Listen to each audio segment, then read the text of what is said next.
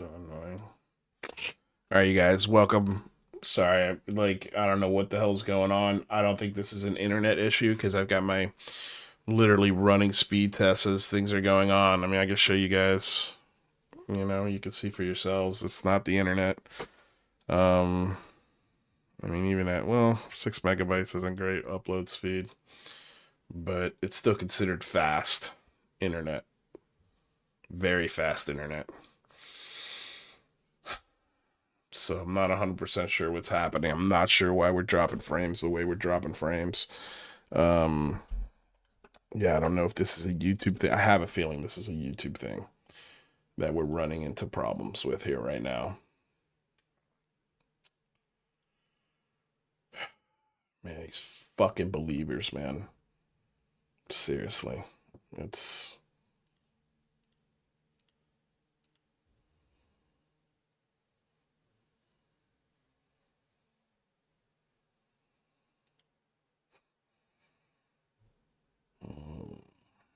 All right. Let's see if this holds up. I mean, I just don't know. I don't know. Everything was working beautifully, and then it just took an absolute shit. I'm not sure why.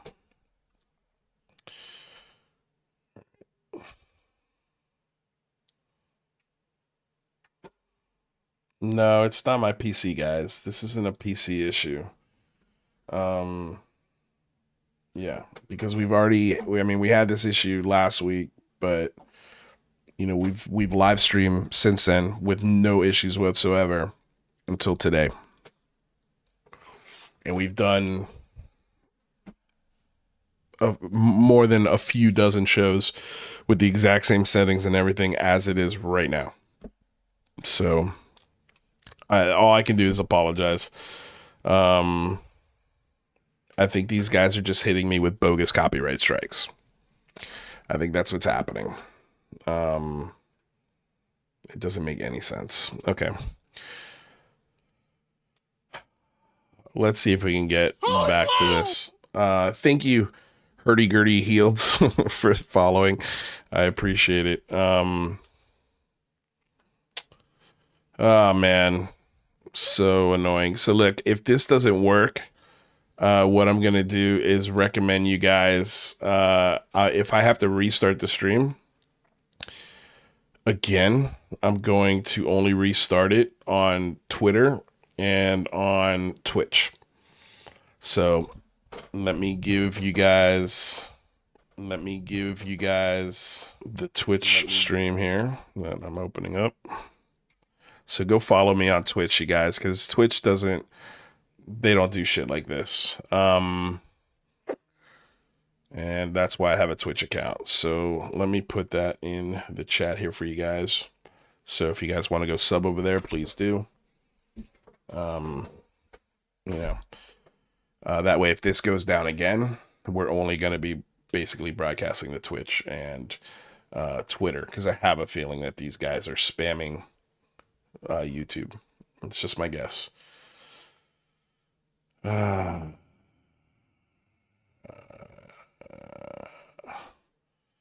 just also FYI, I misspoke on the Paranormal Crispy in the Intel community. It was he's just in the military.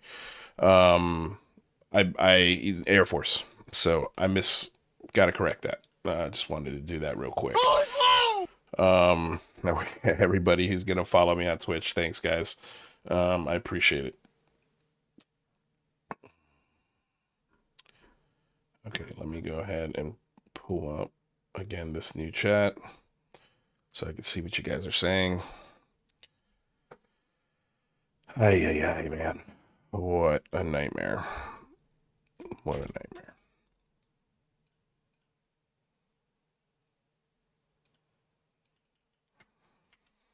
It just goes to show you we're doing something right when we're pissing them off this badly. All right. Fortunately, I don't think I'll see your Twitch chats, so I apologize for that.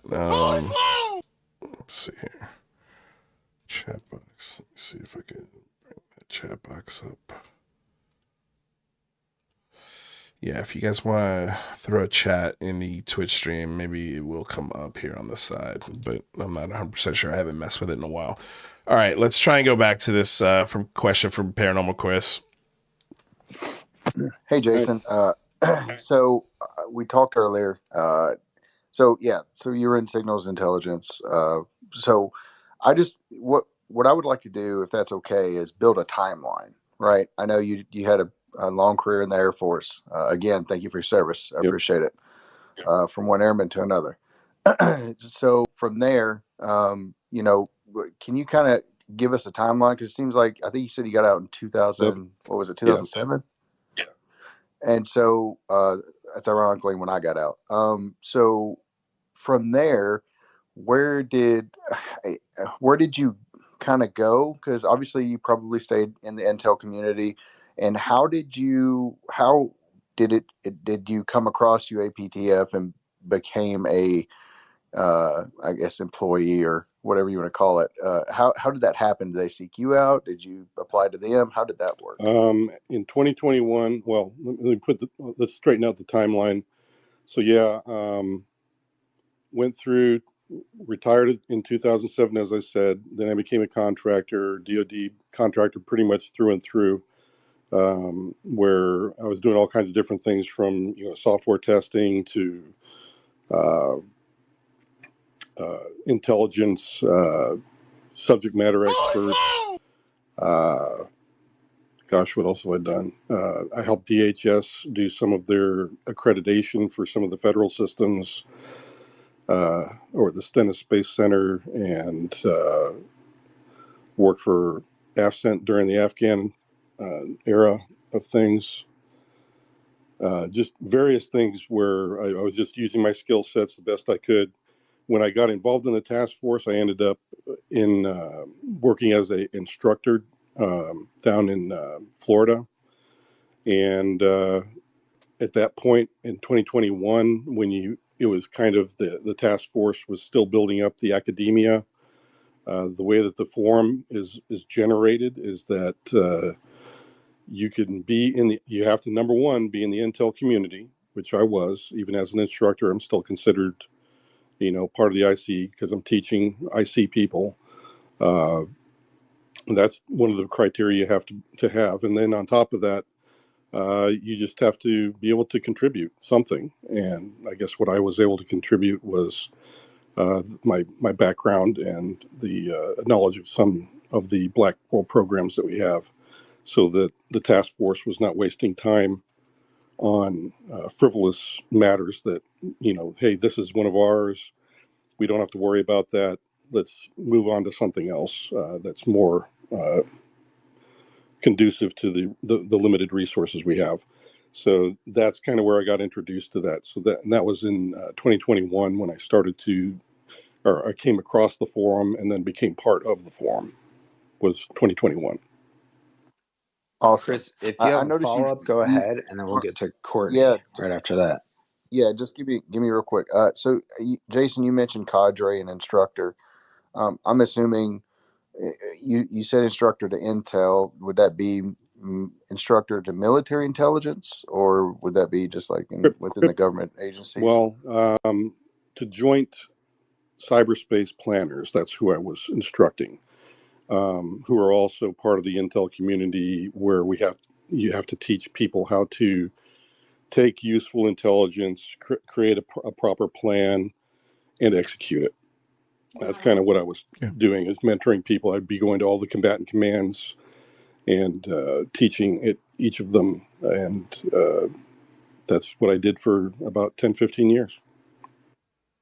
So that's pretty weird coincidence, because AKA was naval cyber intelligence. Did you happen to teach him? I could have. I've met thousands of students, honestly. And I get like when I worked over here at NSA for a while recently, that I run into people all the time. Hey, Jay, I'm like, I don't remember your name. I know your face, but jog my memory. So I could have met AKA, honestly.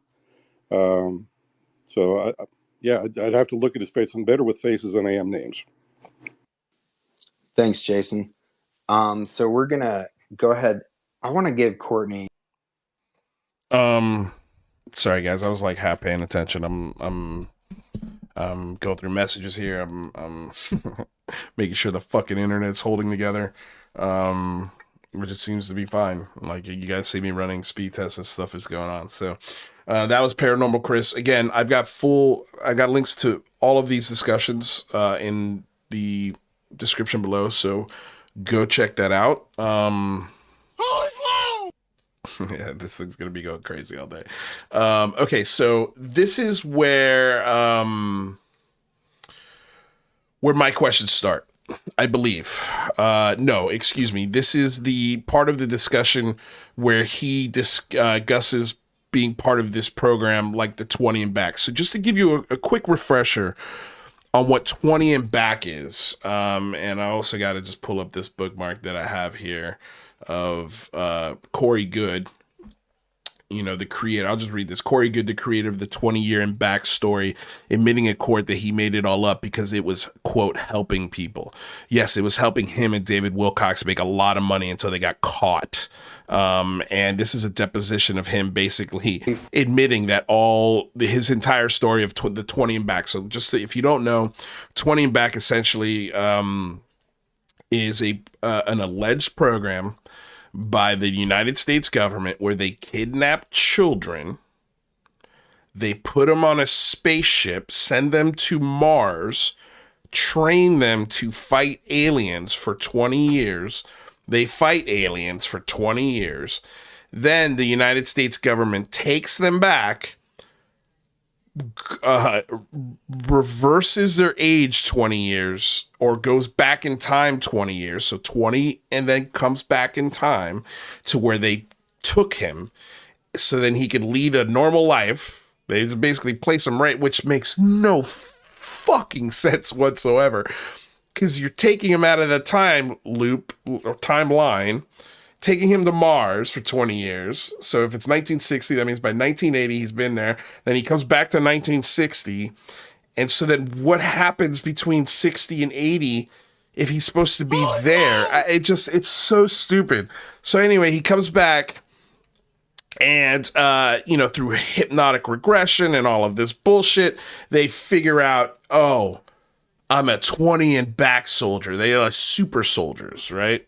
That fight aliens on Mars and in outer space. It is the most debunked fucking thing on the planet, but forget about debunked. It has been litigated in front of fucking attorneys. And this is a piece of a very long litigation. And if you want to see the best coverage of this litigation, go check out Steve Cambion's channel and just simply look up the Corey Goode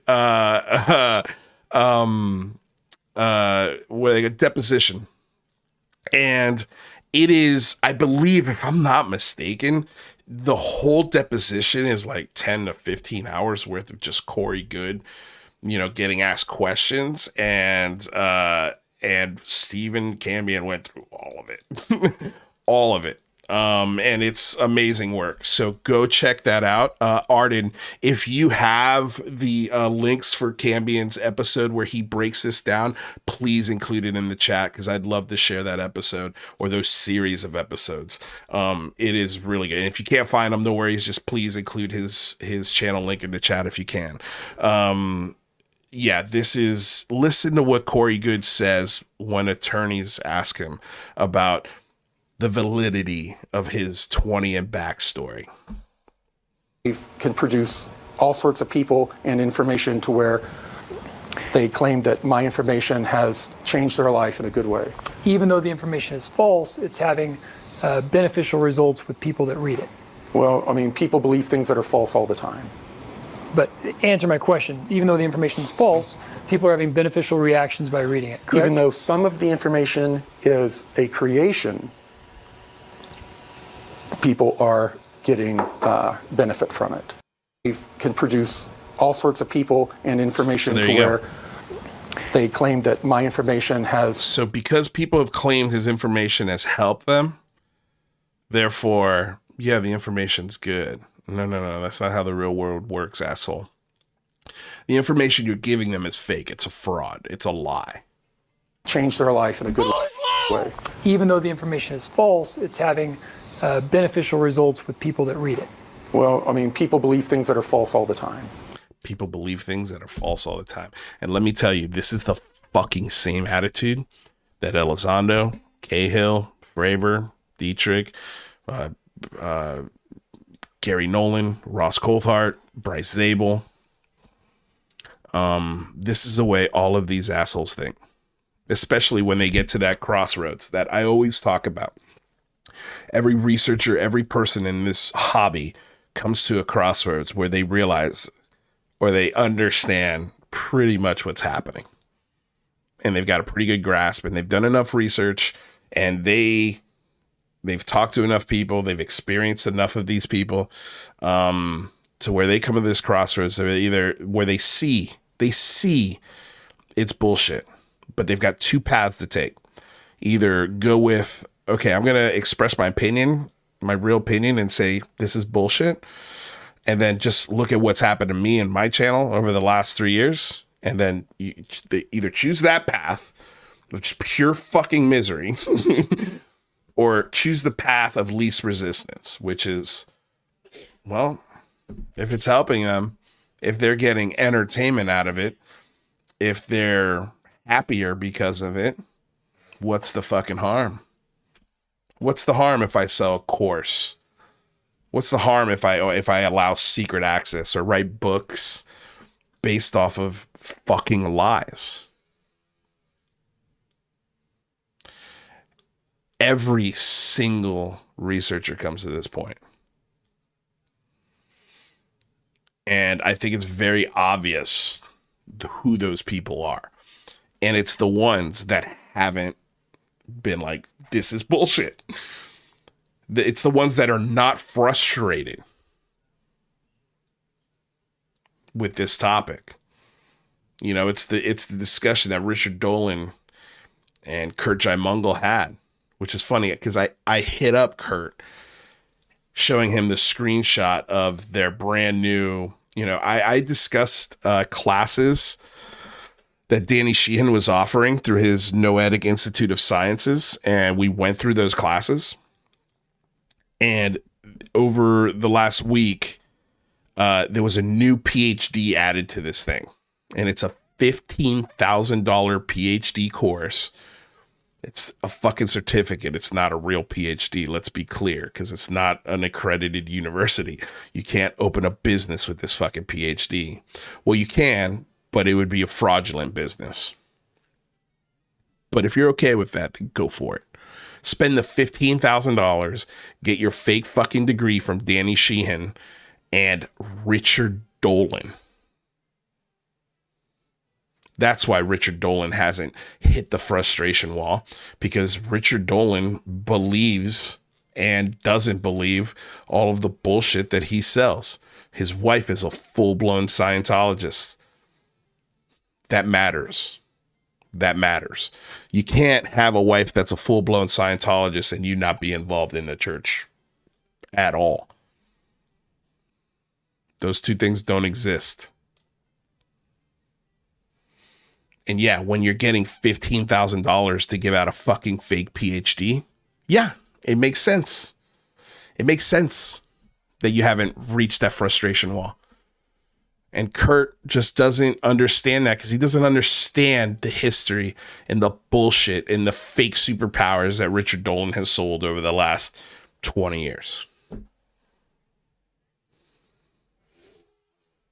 He's chosen the path of least resistance.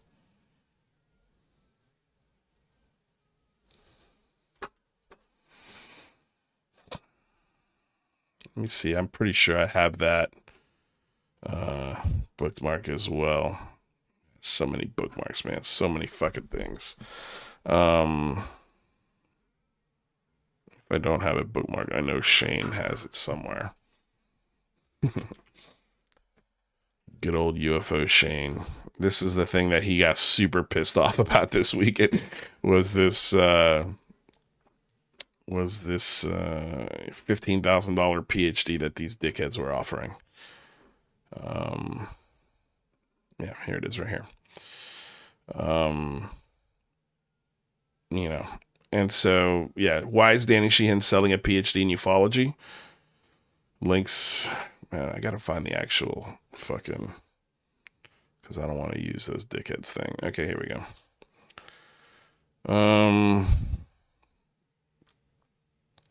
So Ubiquity University.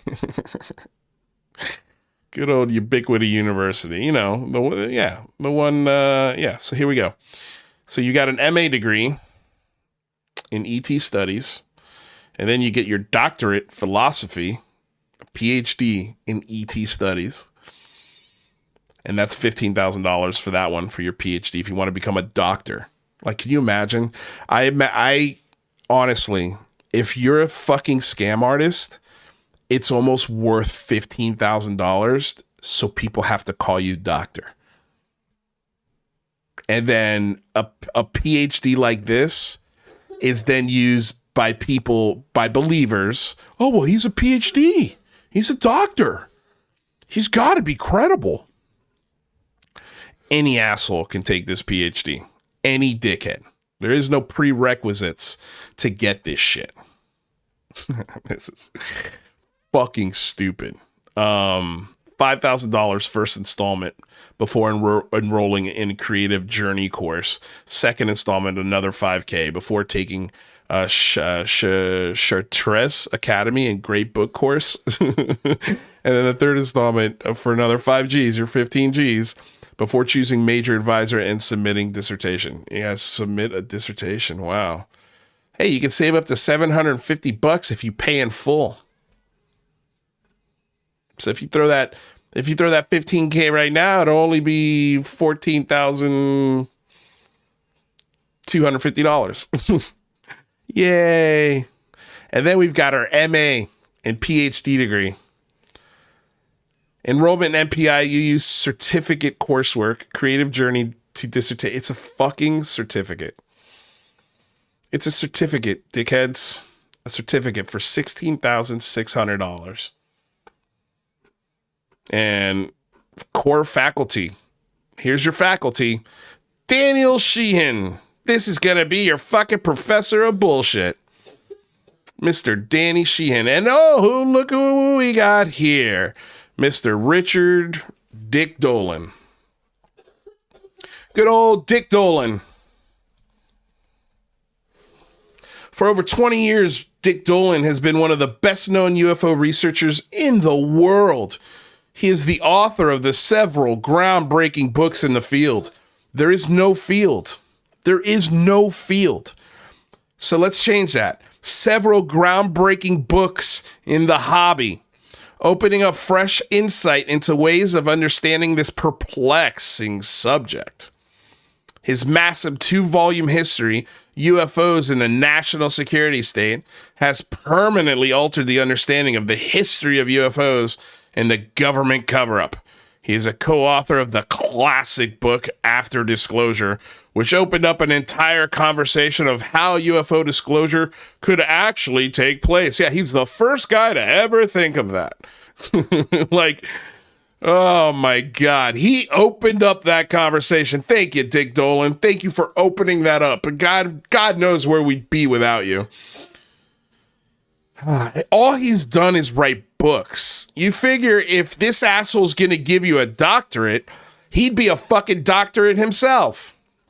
Or maybe even this dickhead. Neither one of these guys are doctors, but for $16,000, baby, they could give you one.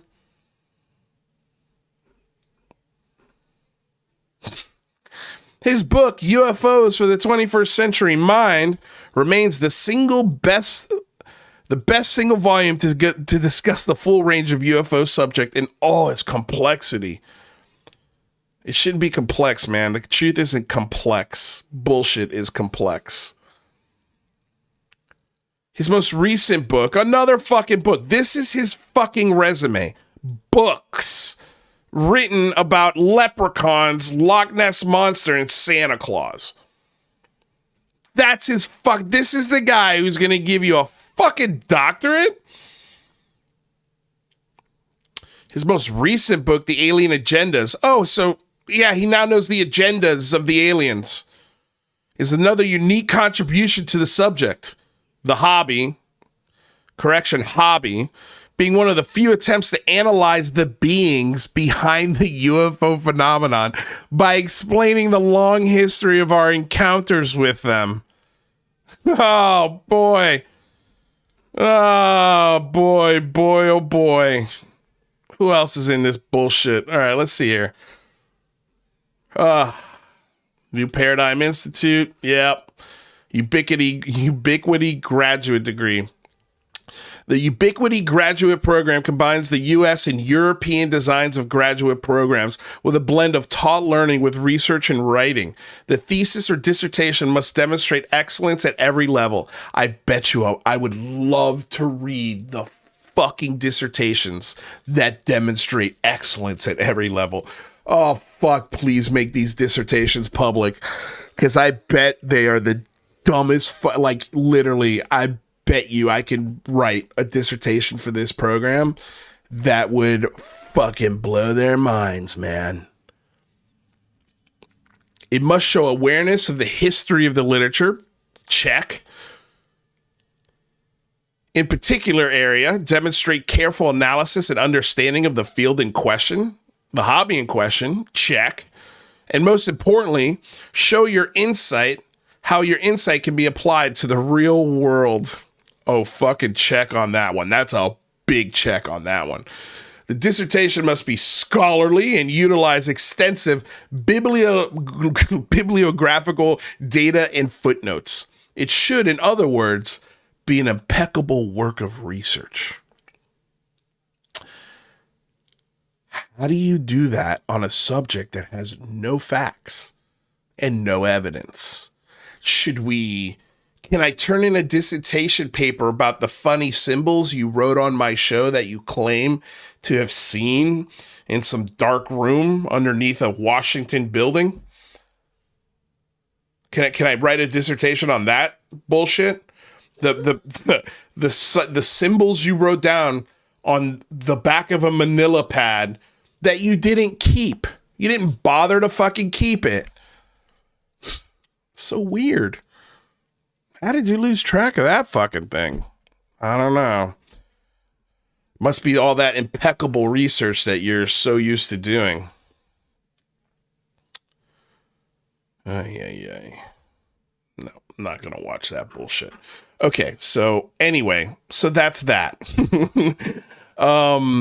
Let me get to this part of the discussion. So this is the 20 and back. I know we kind of sidetracked there, but part of that sidetrack, I was just keeping my eye on the internet, making sure everything's sticking together, and it seems like everything's finally here. So after the show, I don't know if I'll be doing it tonight, but I'll glue all these episodes together, re-release this as you know, not a live stream, obviously, but just a redumping of this, so it's not in 4 fucking videos. But let's listen to this. Wow. Okay. No, wait, that's me. There was another part of this. I think it might be here. Yeah, this is it. Right. And, you mentioned 20 and back. Now, are you confirming the Corey Good testimony, or are you confirming just that this is a phenomenon where people can go 20 years into the future and then be like regressed into their former bodies or something like that? Yeah, so this guy's asking a great question. Can you be specific? Now, are you talking about the Corey Good shit? Or are you talking about something that you've heard separate of that could be like part of the phenomena where people think they're going 20 years in the future and then coming back? Listen to his answer. Can you give a bit of information on? I can't explain the experience, but I can't explain the experience. That's what he starts with. Guys, just so you know, Mama's Dope Boy, both of the links to both of these live streams are in the description below. They should be anyway. Let me just double check that because I had to restart this stream 4 fucking times. But I'm pretty sure it's in there. Just give me a moment.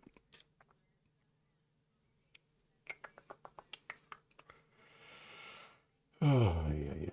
Okay.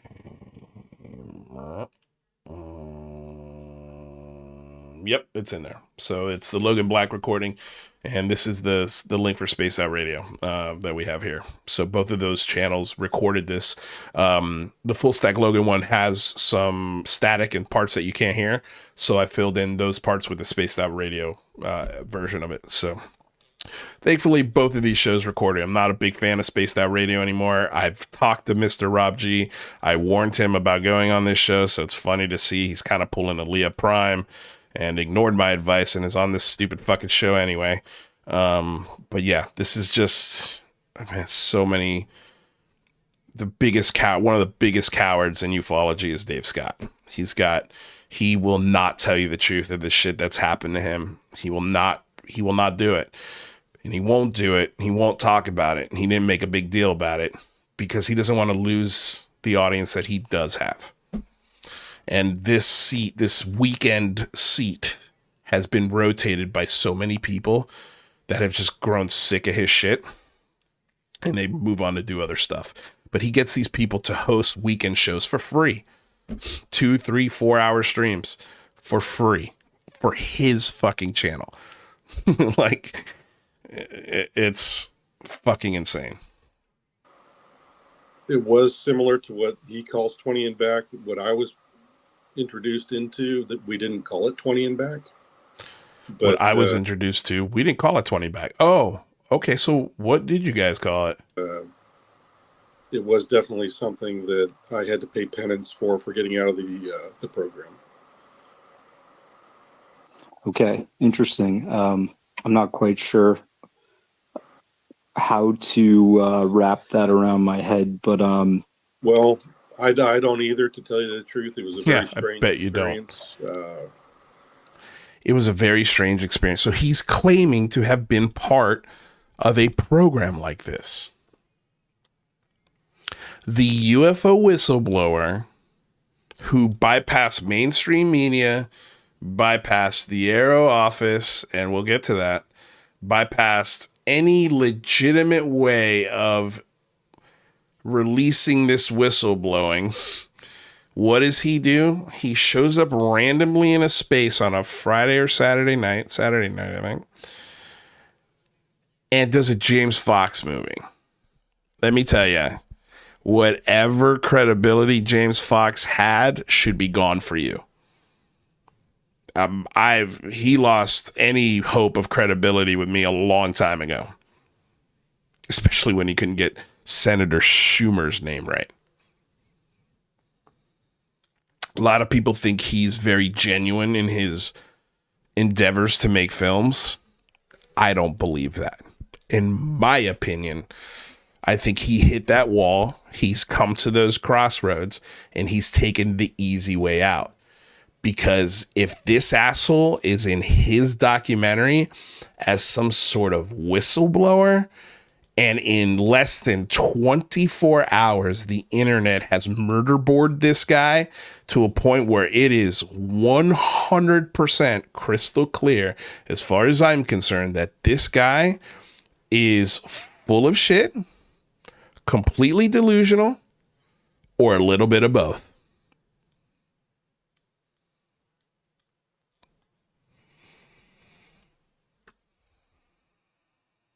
I'm not quite comfortable talking about the whole thing in detail at this point because it was so horrible in many ways, but maybe sometime in the future I'll be able to come to grips with it and be able to talk about it. Okay, much respect. I want you to be comfortable here. Much respect, dog. Oh, thanks for giving me some bullshit. Oh, I love you. Thanks, Jason. You're so brave. How many people said that in this fucking space, dude? If I could do a super cut of how many people are like, oh, thank you. Oh, you're so brave. Oh, wow. What a fucking hero you are. Oh, woo, gee whiz. You're the bee's knees, Jason Sands. Oh, man. Yeah. Tell me more about 20 and back. Yeah. Please be a little more vague about the program. Yeah. Please say a bunch of shit without saying anything of substance. You're the best. What a hero. Oh, man. Amazing. What bravery. Like, fuck if I could make a super cat of all of you assholes in this space.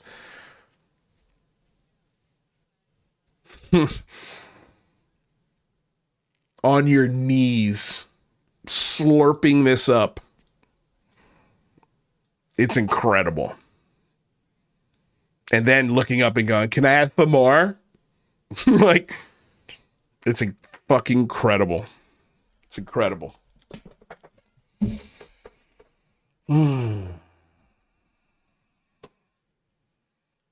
Let's go. Oopsie.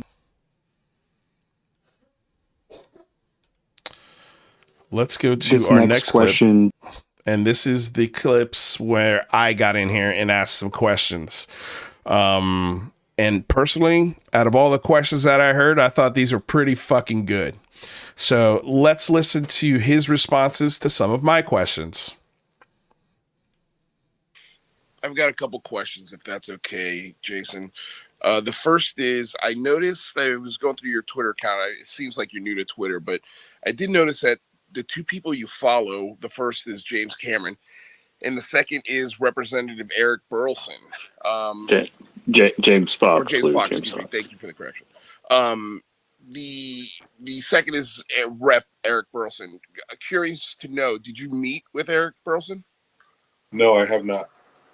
Okay, and what do you think of his recent statements from last week when he came out of a SCIF meeting saying that his skepticism was more validated coming out of that SCIF meeting? I would expect that. I mean, honestly, the only people that... Why would he expect that? I don't think he's being honest there. Why would he expect the senator or congressman, excuse me, to come out with more skepticism? And just real quick, I want to show this as well. People have gone through what this guy likes. Okay, this is one of the things that he likes from his Twitter account. And a lot of this stuff has been erased since. But one of the likes that he had on April 6th from a Candy Vega, is that true? With a smiley face. And then a woman here in a very scantily clad tank top. Okay. Then it says, ladies, if you have small tits, guys still want to see them. Okay, whistleblower.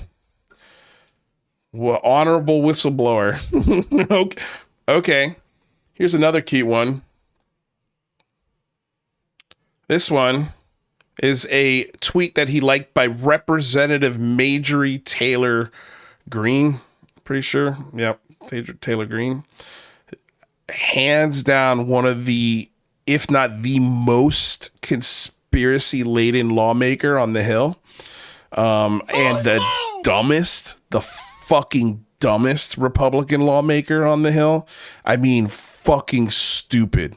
If you put her brainwaves up against a box of Crayola crayons, there would be more activity in the box of Crayola crayons than there would be in this asshole of a person. But our whistleblower likes her. It's time to begin, and they can't stop what's coming. This was on January 23rd. You know, and this is a person who, again, like, encouraged the insurrection. Big conspiracy theorist.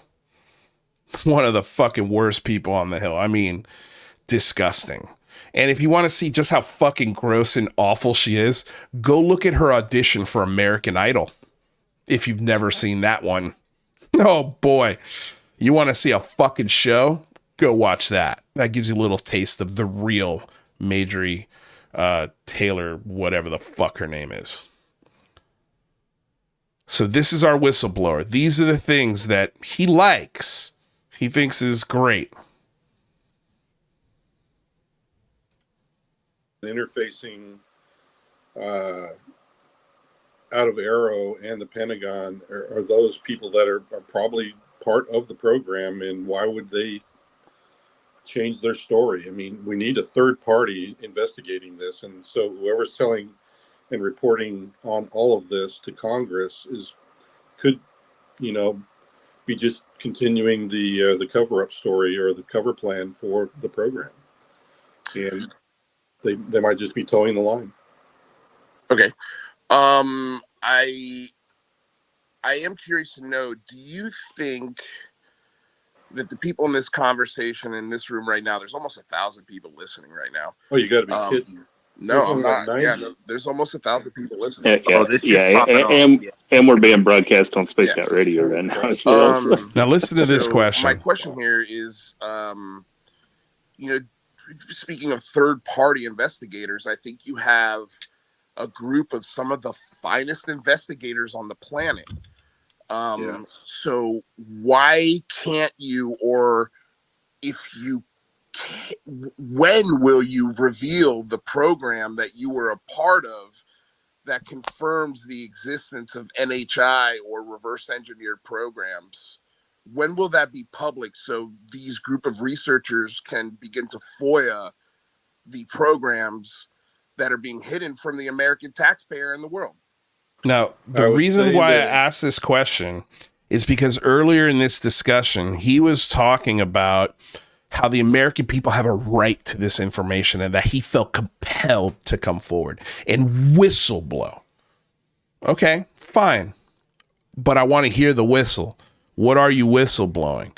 And if you're not getting the help and the attention that you think you should get, you're literally sitting in front of 1,000 of the biggest nerds, a lot of which love to do FOIA requests, that can help you get this information out without revealing sources and methods, without revealing the names of things. There are ways that you can point us in the right direction, and nothing that this man said did that. And I asked him, listen, that it would be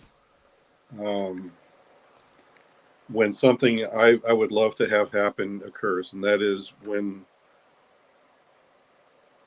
the Fight Club of whistleblowers is finally able to meet and start to piece this all together amongst ourselves. This is a fucking another stupid answer. So his answer to that is, well, what we need is all of the the 40 whistleblowers to get together and make some noise. We've been saying this forever. Why aren't these 40 whistleblowers coordinating? Why didn't they all come out at the same time? That would have been way more powerful than Dave Grush just by himself. How hard is it to organize 40 whistleblowers in this day and age when all of those whistleblowers have been contacted by Christopher Mellon, all of those whistleblowers have been contacted by Lou Elizondo, possibly Sean Cahill, lawmakers that have been having conversation with Ryan Graves and David Fravor and Alex Dietrich. They're also having conversations with these 40 whistleblowers. Like this guy is claiming. He's claiming that he's had these conversations with lawmakers. So all of these people are having all of these conversations with all of these 40 people, and nobody, not one single fucking person has been like, maybe we should have a Zoom meeting and kind of coordinate this. Let's all come out together. Let's all get our shit together, all of our ducks, all of our facts, because I can understand being the only person coming out and saying something that you know you're going to get shit for. I totally understand that. I get that more than most. And there were people who knew I was telling the truth, who some of the same things that were happening to me were happening to them. Dave Scott, Nicole Sackich. Like the exact same thing that happened to me for the Big Phone Home 3 and all of the shit leading up to that happened to them. And they brushed it away under the rug, never talked about it again because they didn't want to rock the access to Lou Elizondo. They didn't want to piss off Sean Cahill, even though he was acting like a fucking psychopath behind the scenes, according to Nicole Sackich. And we've already gone over this story of him yelling at Melinda Leslie in the middle of a fucking UFO convention. We've played you the recreated audio of the transcript of him talking shit about David Fravor.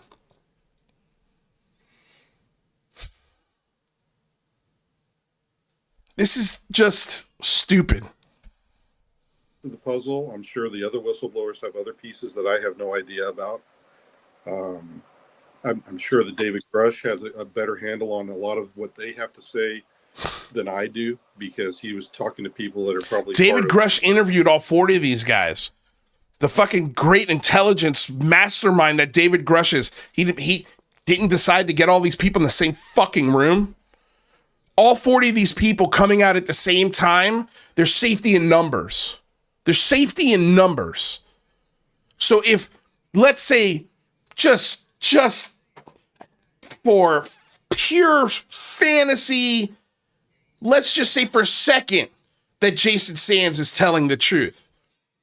If there was 39 other veterans behind him in the same intelligence community positions saying the exact same thing, he should have no fear in naming what the program is.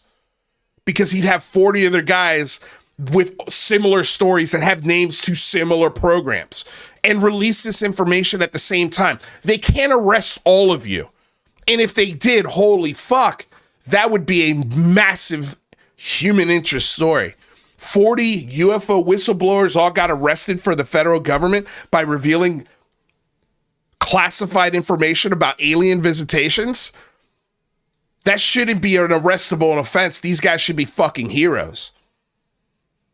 And they've exhausted, and you could literally say that they've exhausted every single legal effort. They've reached out to lawmakers. They've done everything in their power to be able to whistleblow, except for organize and do it at the same time. Don't want to do that. That'd be too fucking, that would work too well. Like, why aren't they doing that, Nick Gold, you little dickhead? Like, why aren't they doing that? These 40 whistleblowers, no. Instead, they come out in a fucking Twitter space in a James Fox movie, and this other mysterious dickhead here who was floating around these spaces, his name's Steve. Very mysterious little asshole. Sounds a lot like Nick Gold. Sounds a lot like Marie von Kloppenstick. Sounds a lot like our dickhead friend Daniel Miller. Yeah, I know you watch the show, dickhead. Thanks. Like, all of your bullshit arguments.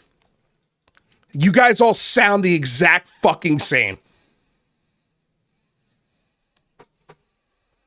And this guy, Steve, is having DMs and private conversations in spaces where he's validating what Jason Sands is saying. He's feeding the fire of conspiracy. And all of these conspiracy dickheads in these spaces, especially Kimball and his buddies, again, on their knees, slurping up every fucking drop.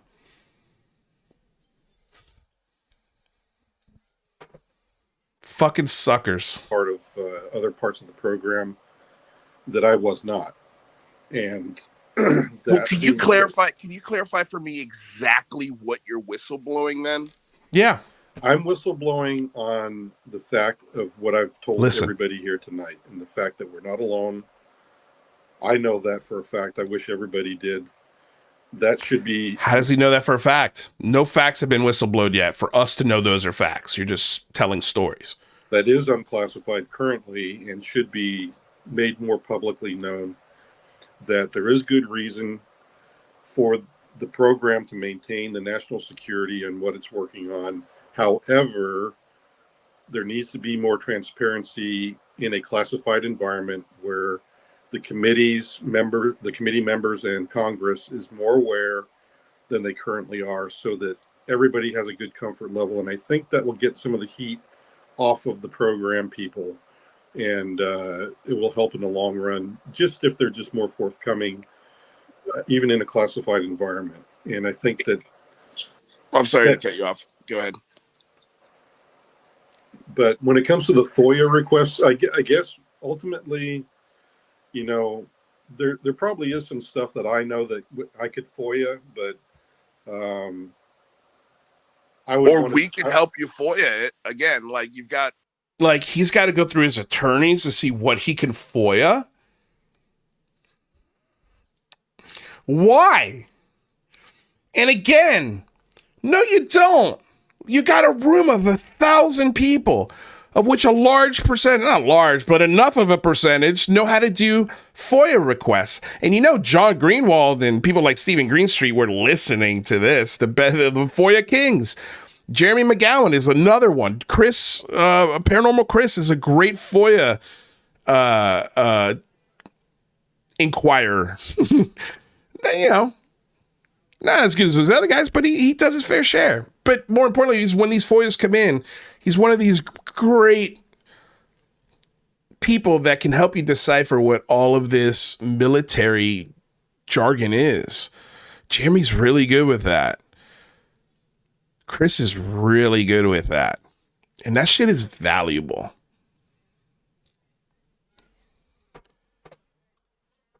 1,000 people here. A lot of them know how to do great FOIA requests. Yeah, I would like to discuss that with some of the lawyers that I have on my side first to make sure that I'm not overstepping any classification bounds. So, yeah, just listen to what I say. I mean, I address this to his face, but... Well, is any of that information in the film for James Fox? No, because it'd be classified. He wouldn't be able to show his film if that was the case. Okay, so I just want to be clear, just so I'm not confusing anything.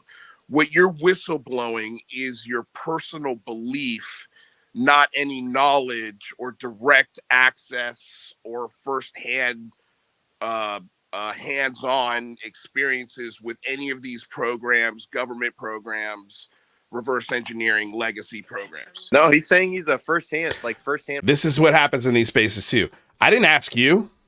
I'm asking him. Why the fuck are you answering? So already the answer has been tainted and you're giving him time to fucking think. Shut the fuck up. Whoever the fuck that was in this space, which I think it was Astral. Shut up. Let him answer the fucking question. His feet are the one on the fire, not you. I don't give a fuck what you think. Firsthand whistleblower, right? Yeah. Well, what I'm saying is, well, how so? I'm referring to the public aspect of this. Right. So, yeah, that's my point, is that you are whistleblowing your public knowledge of this phenomenon, not anything directly connected to our United States government. Right, because I have to do that in a classified. Right. That's right. I'm whistleblowing my own personal shit. My beliefs. That's what I'm whistleblowing. Not any actual government information, just my fucking beliefs. Yeah, buddy, you got it right. He answered it right there. He answered it right there. That's what this is not whistleblowing. This is an asshole sharing his opinions on his belief and his personal abduction by a blue alien and his 20 and back experience going to Mars.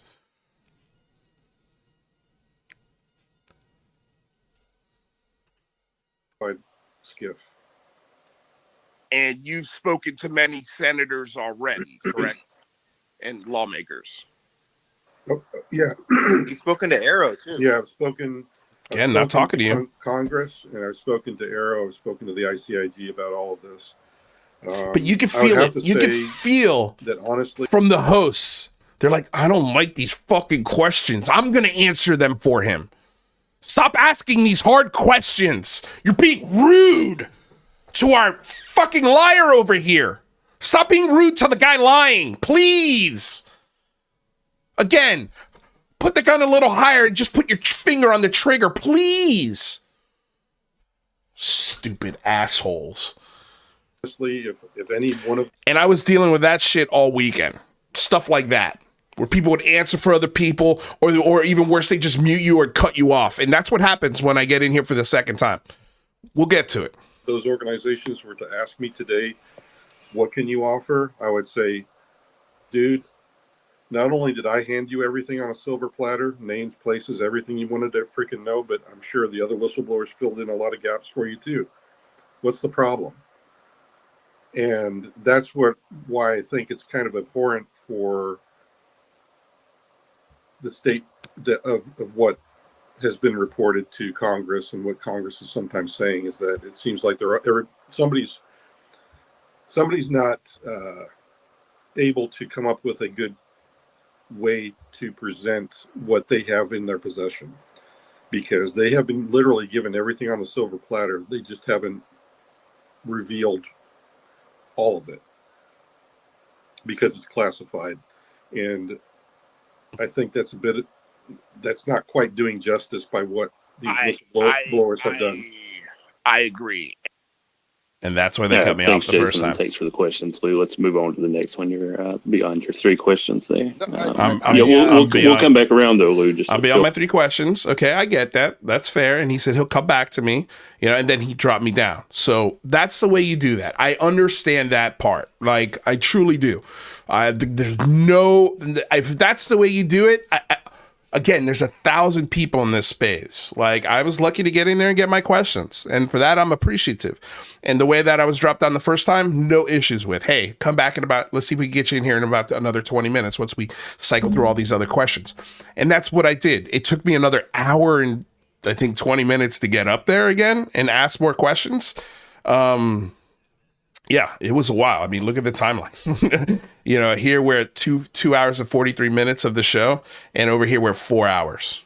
So, I mean, it took almost 2 hours to do that, to get back in and ask more questions, okay? But I got back in there and I asked some more questions. And I think that first round of questions was pretty fucking good. And I think we got some very interesting and true answers. Right? He's not whistleblowing any government secrets. He's whistleblowing his personal belief. So that's not whistleblowing. That's for sure. It does not classify as a whistleblower whatsoever. So let's listen to these round of questions. Thanks. I'll be 100% honest with you, Jason. Like a lot of people in this conversation, I'm very skeptical of the things you're saying. I have so many questions for you that wouldn't be appropriate in a space like this, because I know a lot of people are waiting in line. I would love to speak with you on my show if you'd ever consider doing something like that. If the things that you're saying are true, then there should be no fear of answering any questions. I will say you keep referring to the ICIG and to the Aero office and to lawmakers as they have verified who you are. Right, and this was the thing that he was using as proof. When people were asking him, my issue is, hold on a second. When people were asking him, hey, like what's tangible? What is tangible about your story? And he's like, well, the tangible part is that I've spoken to the Aero, I've spoken to lawmakers, and I've had interviews. I can't remember what the third one was. Lawmakers and Aero, essentially in the Department of Defense, right? And he's spoken to people like David Grush, and all of these people have verified who he is. He works where he works. His name is what it is. He said he has the job title that he says he has. And when you go to Paranormal Chris, if you listen to anything of the things that Paranormal Chris was saying, when we look at the qualifications you need to have a signal intelligence classification and job title, all you need is a high school diploma. That's all you need. And a pretty decent score on your ASVAB. So that's just another thing to keep in mind. But listen to this. Let's continue with this. Obviously, I'm asking him to come on the show because I'd love to really grill his ass here. Is that they have not verified the claims that you are making. Nobody has verified the claims that you're making from an official standpoint. So again, they verified who he was, but then nobody has verified his claims. Nobody. And if we're going off what we heard before, these claims, again, are personal beliefs. That's why nobody's verifying it from Arrow or the Department of Defense or from Capitol Hill. Like, they're never going to do that. And they could verify those things without revealing classified information or sources and methods. Not one lawmaker, not one person from Arrow, and not one congressional person at all have come forward and said, yes, we have a whistleblower that has given us information that we believe to be credible, and his name and his identity will be coming out soon. And this idea that we're whistleblowing and the way we're doing it is through a James Fox movie. Like, to me, that's not the way to get this truth out there. If it was genuine, hard data backed truth, I could be wrong on that, but that's what I want to explore with you if you'd be open to that. Well, I'll consider it. And like I said before, I'll consider it. Everything I've told them in the classified environment is the stuff that honestly I feel they did a disservice with, because if they had gone to the places and even taken me with them, they would bona fidely know everything that I have been telling you is the truth.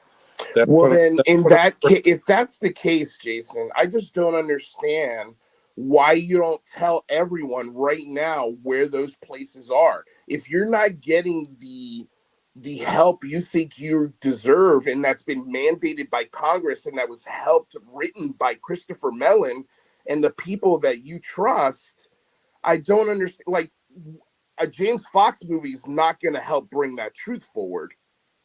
No, it's not, and I agree. There's another part to this that's very legal, and it has to be done through the proper channels.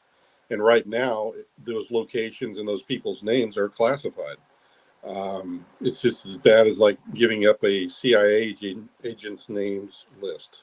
Well, you're able to talk about NHI, right? And so was that approved by Dopser? Because that should be classified, right? It is not. You are confirming the existence of NHI tonight. Yeah, honestly, that's a God-given gift for every man, woman, and child on the face of the earth. Okay, so was that something that was approved by Dopser, or are you going around the classification protocol to share that with us tonight? No, I did the Dopser on all of that. Okay, so the Dopser lets you talk about the existence of non-human intelligence, and that is a fact according to you, but you can't tell us the program that it was involved with? The program name is classified, and the program itself is classified. But not the NHI? Right? That makes no sense. He's allowed to talk about the aliens in the program and the reverse technology. That part is not classified? That part, the DOD is like, okay. And by the way, Dopser, again, is all Dopser does is check to make sure that the information doesn't bump up against any actual classified stuff. So he can say aliens all he wants. He can say NHI all he wants in a Dopser. And if there's no actual programs with those things in it, Dopser's gonna be like, yeah, go for it. Talk about it. Fine. As long as it doesn't fuck with national security, you can go with it. And I cannot imagine a scenario where alien bodies and alien craft can be spoken about openly, but not the program that they sit in. How does that make sense? And we had a conversation with Chris Bartell in a space, and we're going to have Chris on the show. I'm going to reach out to him this week, see if we can get him on Friday. If not, I'll aim for next week. But the thing that Chris said, and it's so fucking true, none of these whistleblowers hold positions or work in places where the most high-tech toys and technology from the United States military come from. None of these guys have worked at Area 51. None of these guys have had the top secret clearance that a person like Chris Bartell has had. He worked at Area 51. He took the Janet flights into that base. None of these guys look, if this was true, if this technology was real, you would be getting whistleblowers from the Department of Energy and DARPA. That's where the toys are. That's where the tech is. And none of these whistleblowers hold any positions in anywhere near these departments or bases where this stuff should be coming from. Not one of them.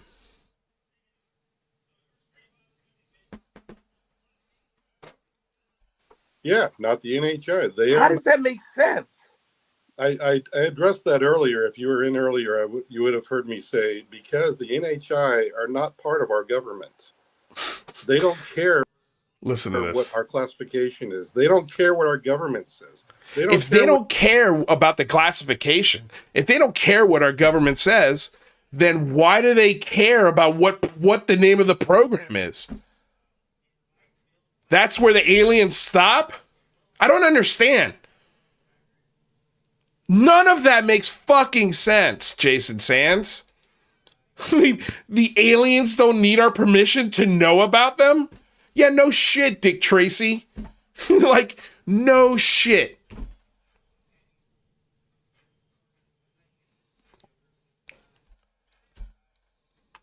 Care what you say about it. They don't play by our rules. They're NHI.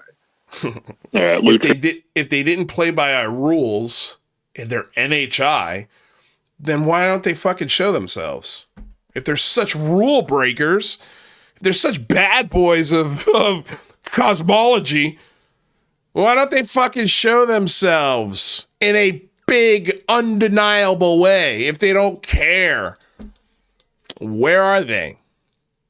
In the 80 years of science that's been around this topic, where's the evidence? Lou tripped over his shoelaces. What's going on? That's Matt? where they kicked me out. And then JJ. And they said Lou tripped over his shoelaces.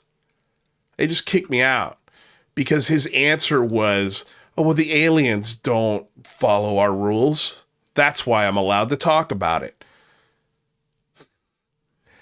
You guys are the worst hosts of Spaces. And this is Astral. Let's see who this other dickhead was. Good question. You've got... God, who the fuck is that? I don't know. Some Rob something. UFO Intros, which is Kimball.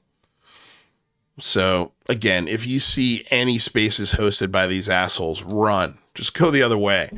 Or if you are going to listen to it, seriously take it with an absolute less than a grain of salt. Less than. So that's your whistleblower douchebag. What is this one? And just regarding, people that are speaking in the community, they're kind of leading people, I guess, the community astray. And I'm not saying you're trying to advocate for their cancellation, but what's could you mention names or just stories that might be leading the community or the truth of this phenomenon in the wrong direction? Yeah, I agree. There are some people that are doing that, and that's why. Okay. Let's get rid of this stupid shit. Let's get rid of this. Let's get rid of this. Let's get rid of this. Let's get rid of this. Let's get rid of that. All right.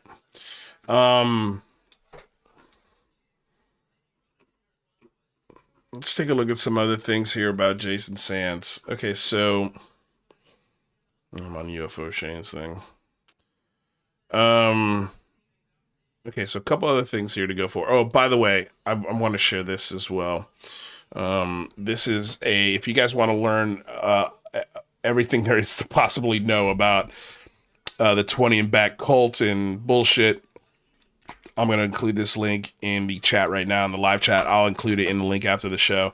But go check out Weird Reads with Emily. She does a whole breakdown of the 20 and back. So go check it out. Show her some love. Again, she covers this whole secret space program.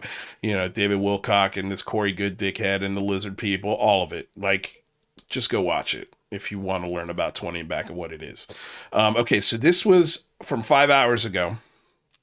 And this was confirmed by Stephen Greenstreet. So he writes, Eric Davis comes out against Jason Sands and his wild alien claims. So this is a message from Eric Davis. I think this is in a Facebook group. But it says Eric Davis. Okay, he writes, Sands. Again, this is Eric Davis, who's incapable of telling a lie, even though he was basically busted in a lie the other day. We'll go over that here in a second, too. Eric Davis. Sands turned out to be either a liar or a believer of his own bullshit. He was never vetted and his story keeps changing. People I collaborate with have met him and realized that his claims don't hold water. The only thing that they have felt was certain from meeting Sands is that he likely did work at the United States Air Force bases. So even Eric Davis doesn't believe this fucking asshole. Even Eric Davis is like, yeah, that's bullshit. That's bullshit. This was also Christopher Mellon tweeted out some wild stuff today. Wise Monkey made me aware of this, and he writes with no text, alien spaceship circle jerkers talking alien spaceships like it's some kind of evidence. I'm betting mystery government official is Reed. Put off Davis or outsider Podesta. Nonsense, of course, just confirmation of oral histories spreading. Okay, so this is just, again, like stuff that Christopher Mellon is sharing, and he blacks out the people who he's talking with, right? Or he's talking about. And again, this is just like signal conversations that he's putting out there now that just, they don't give you names. They don't give you any context. Just, oh, these are a bunch of assholes talking in a private conversation about their personal belief system. Their echo chamber. This is a fucking echo chamber.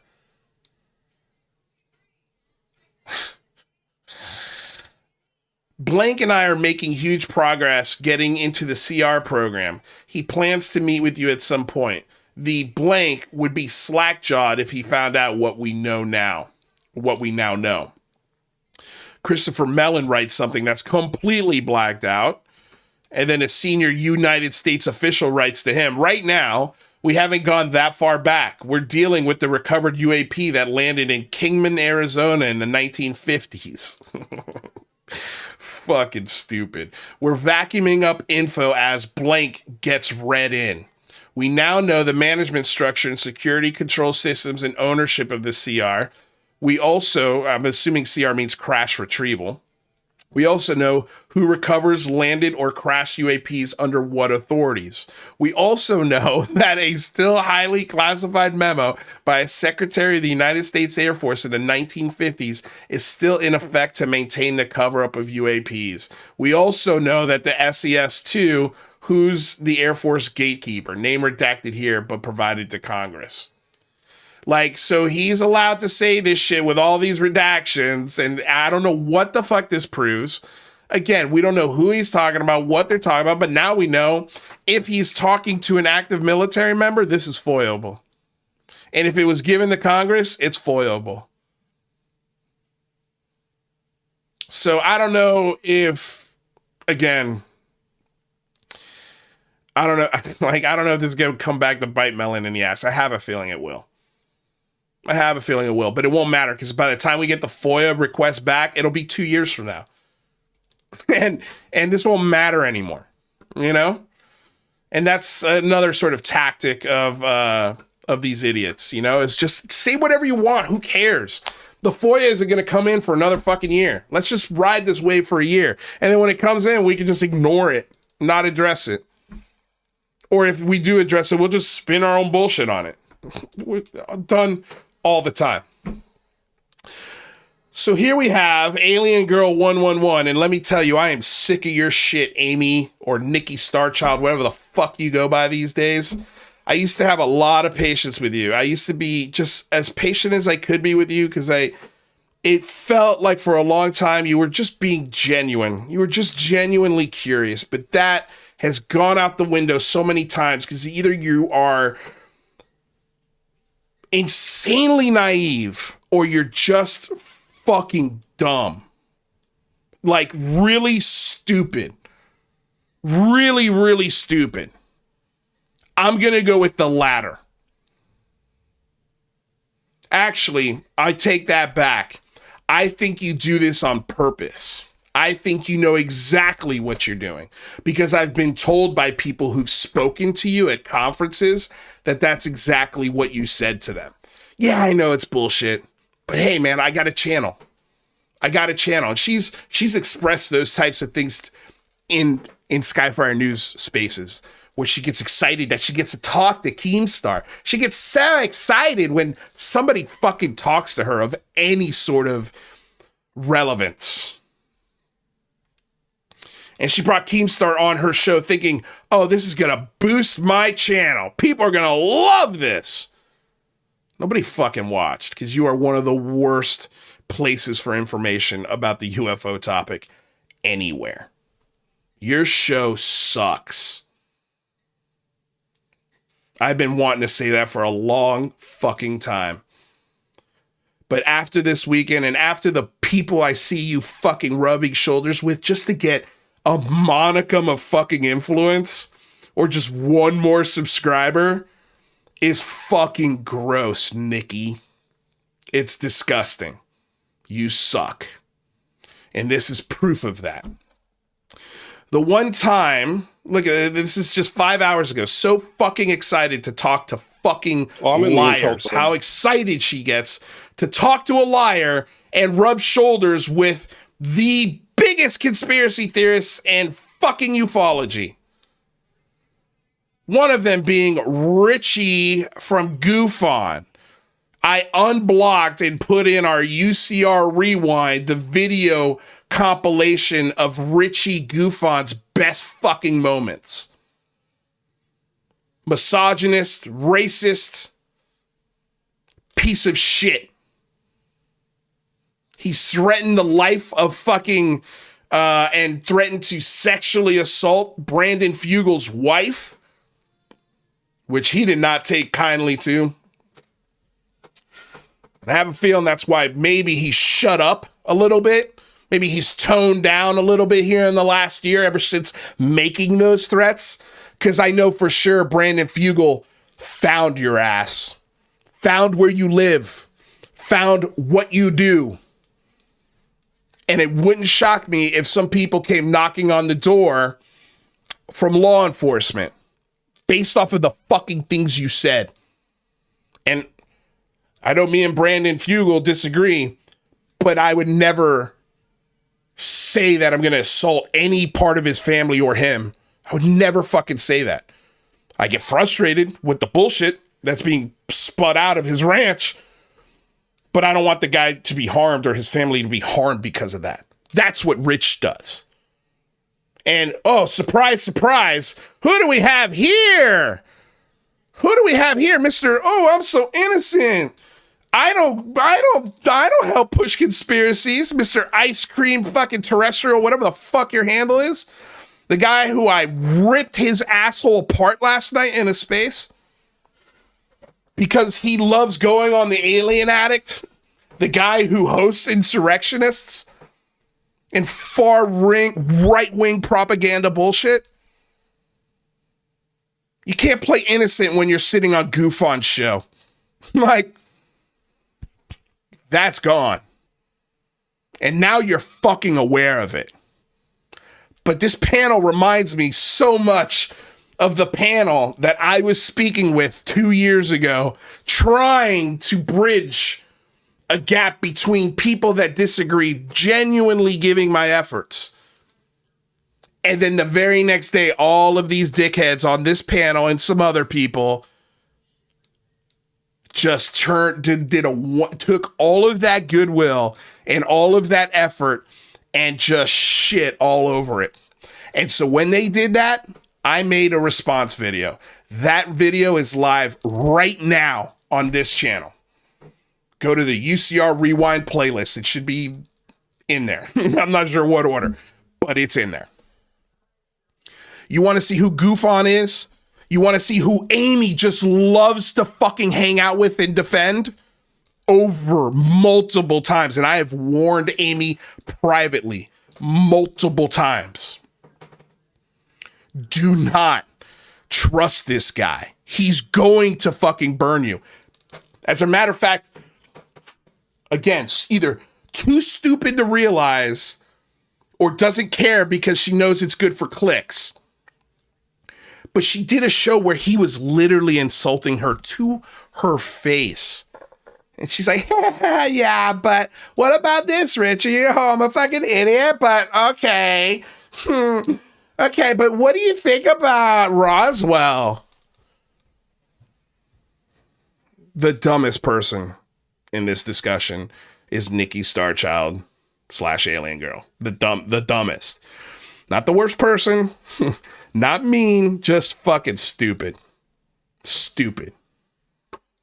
God, I've been man, I fucking get that off my chest for years. But after this week, no more fucking Mr. Nice Guy. The gloves are off. Like, I'm really... You thought I was mocking you dickheads before? Just wait. Just wait until you see the mirror that I am constructing, that I'm going to hold up in front of the entire fucking community. It's in the works. And I, fingers crossed, will be at South by Southwest next year. If all goes perfect. So get ready for that, you fucking little assholes. Actually be released? Yeah, I believe so. I know Groot. So this is the panel of shitheads talking to our brand new whistleblower, Jason Sands, here in the bottom left-hand corner. And by the way, he didn't name his name on here wasn't Jason Sands. It's another name that apparently is a different whistleblower that's coming out here very soon. That's going to be in the James Fox documentary. Bruges. And I've been with him the whole way through, but yeah. So Ted Howells, that's what he's got as his name here. So Ted Howells is the third whistleblower we're going to hear from. Apparently good buddies with this jerk off. And he's also going to be featured in the James Fox documentary. So let's listen to what this dickhead has to say. Sorry. And I've been with him the whole way through, but yeah, he's really pushed for that. And I know that's one thing that I'd love to see his work. Look how serious Amy is. This is her investigative reporter face. Let me listen to everything this fucking liar has to say, so then I could go turn around, do a show, and completely misquote everything. Ted, you know Grush? Yeah. How so? Well, I'm in the intel community too. I've worked with him during the UAP task force. You got to be kidding me. Yeah, we still talk to each other. More you know, reading Rainbow. Hey, that's why more you know, reading Rainbow. That came from Spokesman for the Gods. That's his name. Then we got Ice Cream Shots. That's terrestrial. And then we got Lynn. Whoo! We want to talk about cuckoo for fucking Cocoa Puffs? This woman thinks she's a witch. She thinks she's an actual witch. That's who this person is. These four idiots down here, I have no clue. But I have a feeling if the top row is the barometer, sort of the baseline for who's on this show, I have a feeling the last four anyway in the bottom row are worse or just as bad. And so my much. My uncle worked at the Bungie, back room just actually. to kind of see if anybody had I any got real recon questions. from him too. This is amazing that you actually know the guy and you're hearing for a minute.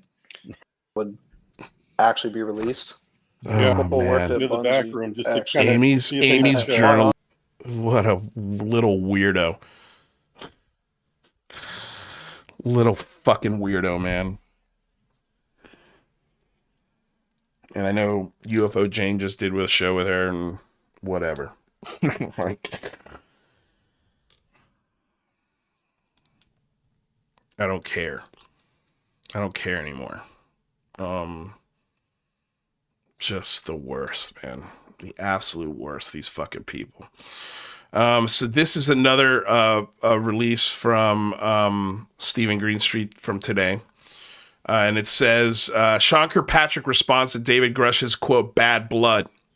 So he talked to Sean Kirkpatrick, and I like that Stephen Greenstreet has, it seems like, a pretty good communication open with Kirkpatrick, and there is an interview coming with Stephen Greenstreet and Kirkpatrick, and I am fucking dying for this interview to come out. Please, Stephen, put everything down and please put this out, because I'm dying. I'm dying for this fucking interview. Sean Kirkpatrick responds to David Grush's bad blood. A recent FOIA release of Pentagon's documents from the Black Vault seems to infer Pentagon UFO head Sean Kirkpatrick had known UFO whistleblower David Grush, quote, for years, and that the two had bad blood dating back to 2015. And then we've got the highlighted messages and the source documents here. He writes, I felt the context of Kirkpatrick and Grush having a years-long relationship of, quote, bad blood was something potentially very important to reach out to Kirkpatrick for comment. Grush obviously won't respond to me. So here's Kirkpatrick's direct response about Dave Grush. I barely knew Dave Grush. He never worked for me. He briefed me once that I can recall when I was the deputy director of U.S. Spacecom, perhaps around 2019. I believe he came in with Jay Stratton to discuss starting their research in the UAPTF. I don't recall him prior to that time. I don't know any more now than I did at the time of those messages what he was talking about when he refers to, quote, bad blood since 2015. I was on assignment elsewhere at that time. So another lie, as far as we can tell, from Dave Grush, making excuses, any excuse he could in the book to not talk to Arrow and Dr. Sean Kirkpatrick. He not only put excuses out there, like stuff like bad blood between them, but he also just fucking ghosted them after agreeing to a date, location, and time.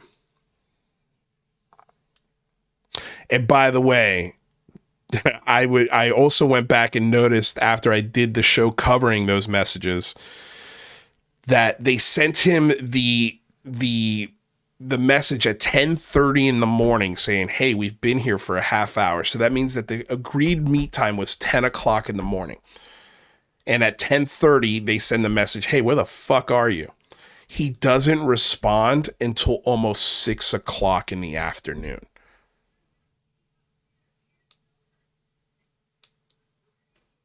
For a man who's dying to get his truth out there, he sure is being a fucking asshole about it. I had many people come to brief me.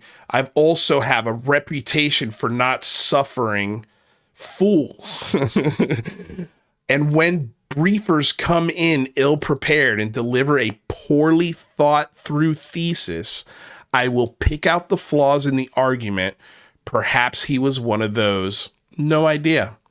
So Kirkpatrick is telling you straight up, look, if you're going to come in here and lay out a thesis and proposal for me, I'm going to put it on my murder board and I'm going to ask you direct questions about it. And if you can't answer them, or if your thesis is flawed, I'm going to find those flaws and press you on them. Because you're asking me for approval on things. And I'm not going to give a fucking approval until the thesis is more than just a thesis. It's actual intelligence.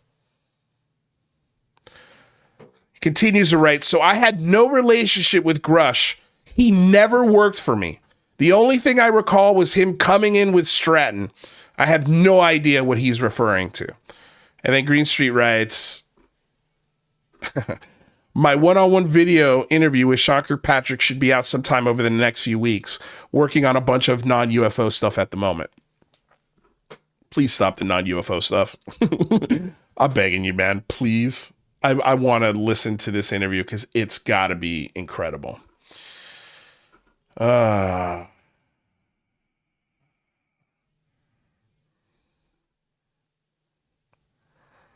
is this you're sending me, Shane? Oh, this is a message from Chris Bartel. I don't want to read this because this looks like a private message. But yeah, basically everything that I said about Chris Bartel, he confirms in this message and what he thinks about Kirkpatrick. You know? And so I don't want to read this because I don't have his permission to. But yeah, doesn't shock me. Doesn't shock me. And we'll get to those questions when he's here. We'll get to those opinions when he comes in and talks to us.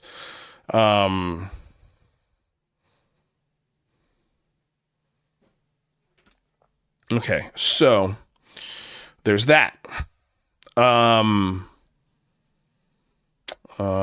What else here did I want to cover? I don't know, that's really not that relevant or important. Oh, by the way, Moskovich confirmed that he didn't go to the Aeroskiff briefing. Just straight up didn't go. I guess he had better shit to do. I don't know. This advocate for UAP truth doesn't show up to the fucking skiff meetings that he bitches and complains to get. Just, again, weird behavior from these people. Oh, yes, there was... Okay, so there's two things. The first is I want to talk about just quickly, and this is just a pinned tweet that I have now. If you want to read it, check out the pinned tweet. But I'm going to go ahead and read it now. And it was basically my review. I got... What's funny? Fuck, this was so funny. I got a message from Mark O'Connell, who was featured in the John Oliver Last Week Tonight episode that he did on UFOs this past weekend. And I have not heard from Mark O'Connell since he got mad at me at the Big Phone Home 1 for what he thought was abusive behavior. Like, at the Big Phone Home 1. He was the only person that sent me an email like this, and I had a long conversation with him, and I tried to be like, dude, what did we do? Like, what did we do? But I think I get it now. He's one of these guys where any sort of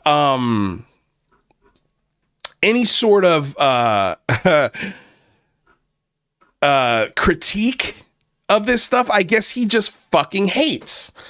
So there was, I just want to read this here. Let me just find it real quick. I think this is, nope, that's not it. Give me 1 second. I want to find it. I swear to you. Okay, here it is. So I wrote, it was in response to somebody. Maybe. I don't know. Maybe it wasn't. Maybe I just wrote this. Or yeah, I retweeted it with somebody's, oh God, who was it? I think it was Rob Sheridan who wrote this fucking like op-ed about the John Oliver episode that was coming out. And it hadn't even released yet. And he was already pissed off about it. And so I wrote with that sort of retweeted, and he blocked me since then. I wrote, the only evidence surrounding the UFO topic are lies. I have a feeling the Last Week Tonight team will follow the facts to the litany of unreliable narrators that have a cult mindset, mental illness, trauma, leaders of online harassment campaigns, and in some cases, top secret clearance. This is an epic failure within the intelligence community, and it's terrifying. Believers like Rob will really struggle with accepting facts. And so I saw the piece last night. And I get a message 7 hours ago this morning from Mark O'Connell, who I, again, have not spoken to at all in the better part of 3 years. And I tried to leave it with him as cordial as I could. And Mark O'Connell, if you don't know, author of the Close Encounters, man. Writer. He was a writer for Star Trek. This guy was on our show a few times. And he also wrote for he was Star Trek: The Next Generation and Deep Space Nine, and including Who Mourns for Morn and Variety's 33rd greatest Star Trek episode of all time. He wrote. So that's a big claim to fame for him, which is what that's, you know, that's, yeah, if I wrote the 33rd best episode of Star Trek ever, I would put that in my profile. Like, I'd be super proud of that. But he writes to me after I wrote that, and after this came out, he writes, now that you've seen the show, assuming you have, what do you think? And so I'm thinking he's writing this because he thinks that piece was some sort of slam dunk for UAP truth. And so I responded with, last week tonight's UFO segment was amazing. It's exactly how I feel and what I've been saying for the last 2 years. The discoveries in the conversation should be boring because most of the time, the amazing turns out to be explainable when you dig into the root of the mystery. However, only when there is enough data can we find answers. Which just goes back to that NASA presentation where basically John Oliver's making the joke. It took him 4 hours to explain trigonometry on the go fast, which at first looked fucking amazing. But then when you get the math, it's the most boring fucking answer in the world. But why? You figured it out. Like, you know now. But that's not sexy. It's not fun. And he highlights that beautifully in this. Beautifully.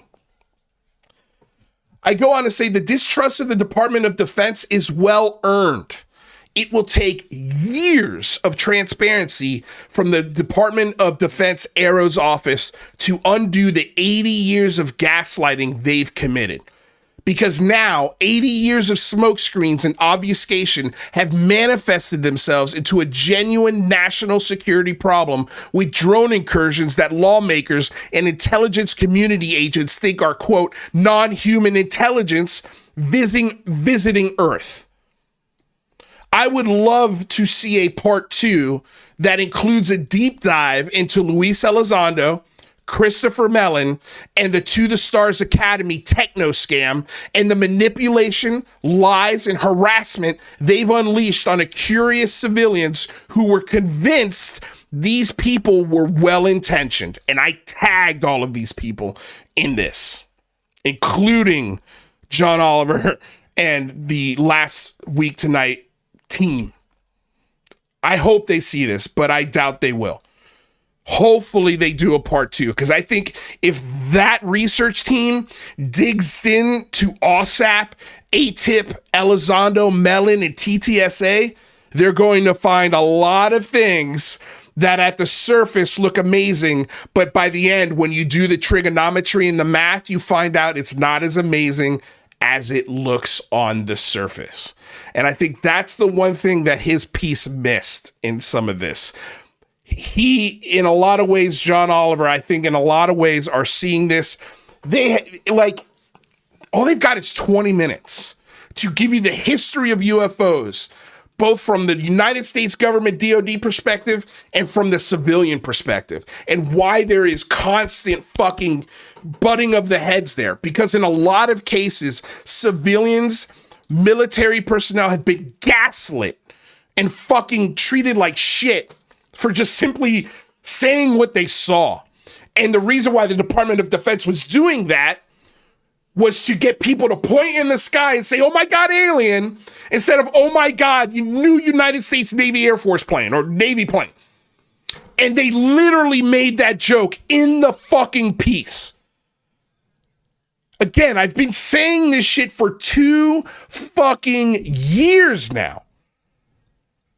And now I've got the research team of Last Week Tonight confirming everything I've been saying. And I got a funny story for you at the end of this. Just wait. This is the best part of this whole thing. For me, anyway. I would also like to see a deep dive into the congressional lobbying efforts of organizations like the Soul Foundation and Americans for Safe Aerospace. I want to see them research Dave Grush and the fact that he's a former intelligence officer who can't decipher bad intelligence from good intelligence regarding UFOs and NHI. I can't imagine someone like that was tasked with protecting classified information. And that is exactly what Sean Kirkpatrick has also said as well. It's scary to think that these guys who are intelligence people cannot decipher the intelligence. That's fucking terrifying. How many more David Grushes exist in our intelligence community? We know of at least 40. One of whom surfaced this week publicly is Jason Sand 321359887. He has made some very outlandish claims about being forced into a secret space program where he was sent to Mars, reversed and aged, his mind was wiped, and then put back on Earth to continue everyday life. He's an employee with top secret clearance in our intelligence community. It's a big problem that the Department of Defense has to address, especially in the coming days of artificial intelligence and bots pumping out bad information to fracture the institutions that have kept us safe in a democracy for over 200 years. Thank you for asking me this question, Mark. I love the quote that they used from your interview. I hope they continue to dig. I have a feeling if they do, they will find similar boring results in the people who have been pushing the reality of UFOs in bad faith, 9.2 out of 10, to which we have not gotten a response from Mark O'Connell yet. I wonder why. I wonder why.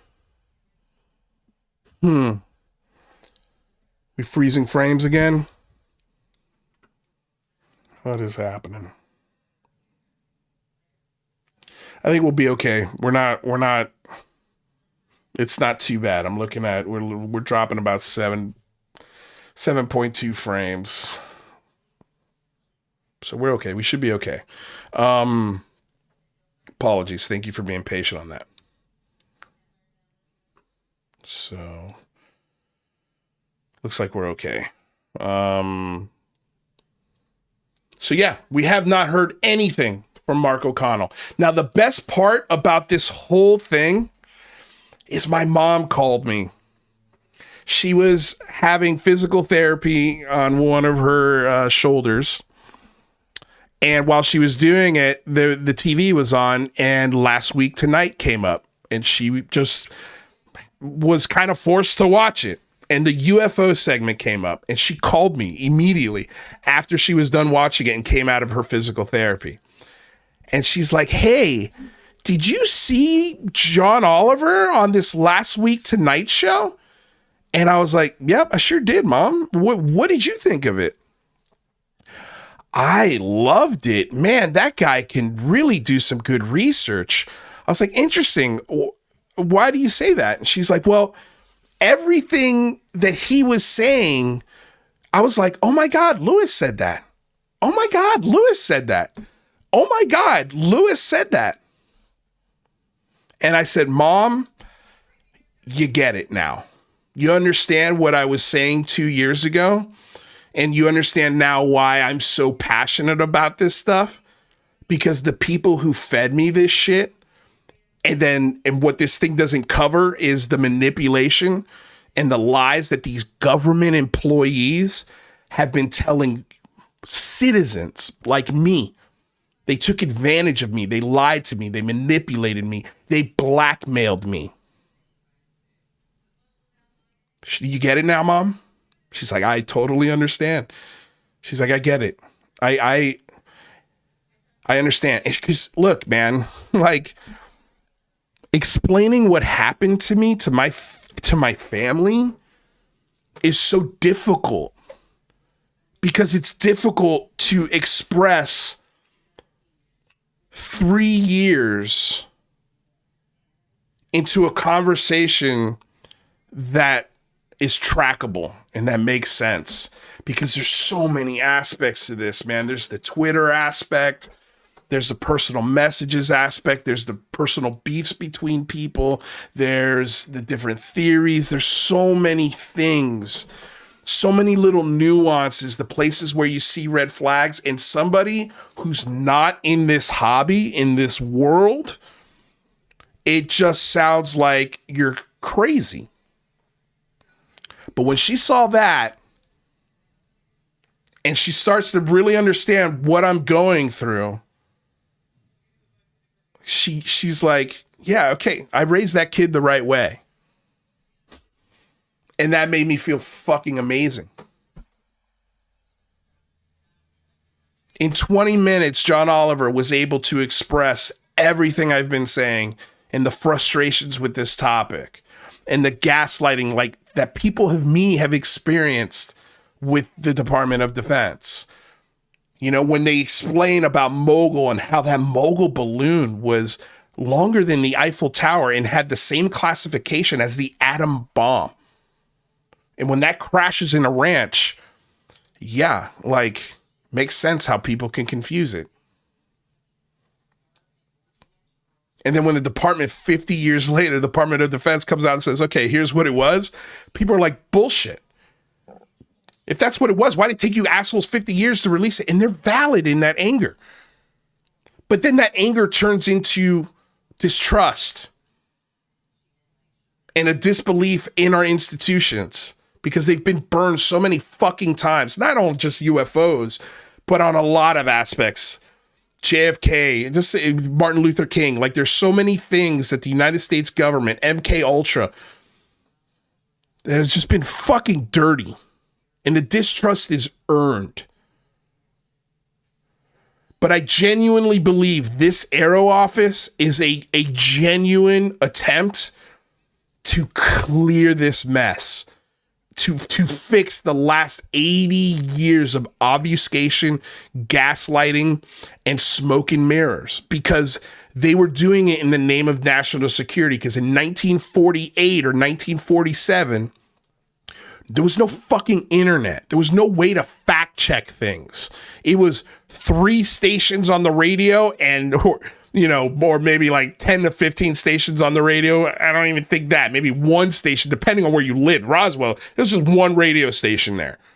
And when you turn on the TV, it was NBC, ABC, CBS. That's it. So the control of information, the grip on that was a lot tighter in 1947 from the Department of Defense standpoint. And again, they much rather have people talking about it being alien than, holy shit, that's a top secret, weapons listening device to listen to nuclear bombs being set off by Russia on the other side of the planet. And they've used that tactic for decades. Now, here we are in 2024, and that tactic is not only obsolete, but it has created a national security hole so massive and so big that they had to create a fucking office to set the record straight on exactly what's happening. And fucking hopefully filter out all of these dumb, idiot, asshole whistleblowers that are making claims based off of shitty intelligence. In some cases, in the case of Dave Grush, I believe he believes some of it. But what I don't believe is that he believes all of it. There's no way. And I don't think his intentions are good. And one of the reasons I don't think his intentions are good, let me look up this video because I just want you guys to hear it. So this way it's not like, oh, you just made that up. On the Danny Jones podcast, he discusses, I'm trying to remember who the guest was. Let me just look at his archive here. I think it was Diana Pasulka. It was. Okay. Let's go. And just in case you guys don't know this little trick, this was a cool little trick that was taught to me by Cosmic Judas. If you want to find parts of a really long fucking show, just you type in transcript, or you hit the transcript, show me the transcript button, and then you type in what word you're looking for. In this case, we're looking for, let's see, what was Danny Jones talking about? Grush.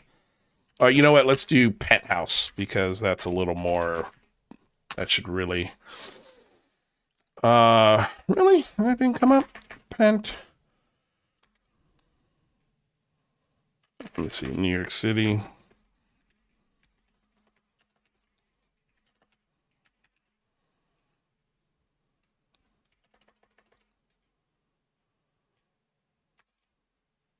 Maybe it wasn't this interview. Maybe it was.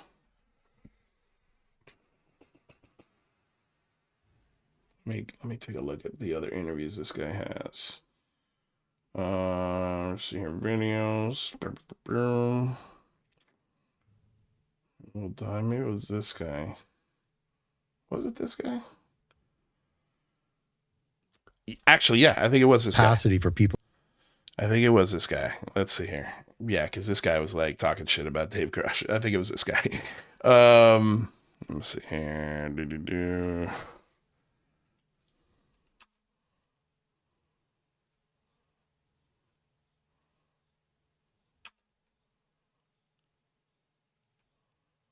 Okay, right here. So check this out. What is your opinion on this David Grush fella? The one everybody's calling a whistleblower? Yes. And he's talking about, he just recently went to New York and did some talk at some penthouse for some billionaire. He just recently went to New York and did some talk at some penthouse in New York City for a fucking billionaire. I highlighted this as soon as this came out, which was March 18th. So last month.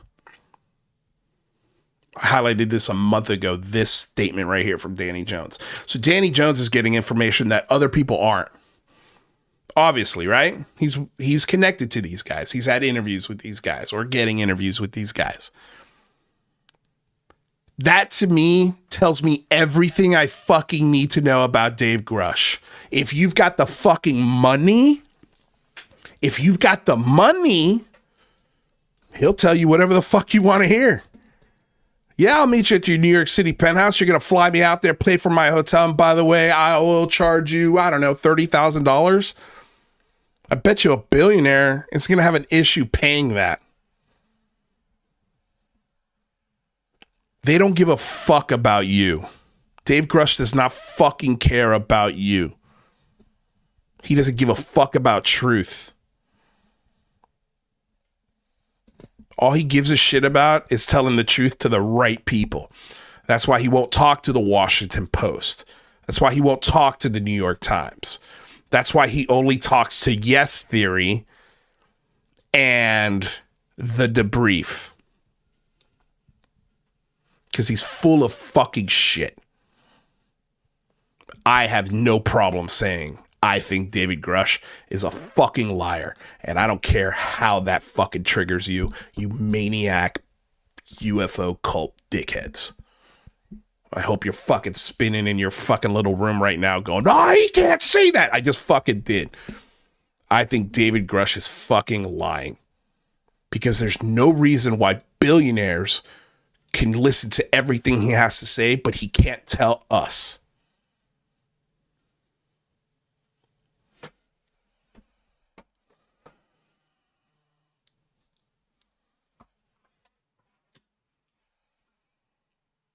These prophets of fucking profit.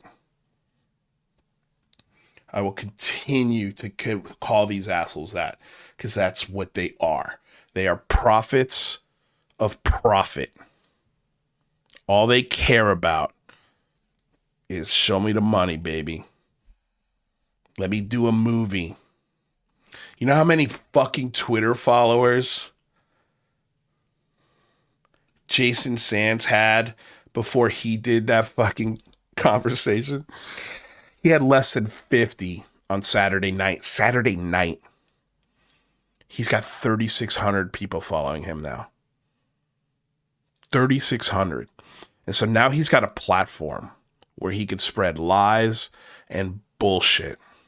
This community basically just created an Ashton Forbes 2.0.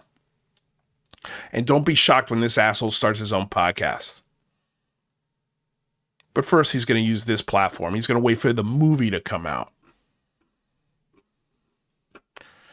Before he was following two people, let's see who he added onto this following list. Oh, Courtney Marchesani. This is the person who helped bring him to the surface, and he's following Rick Doty.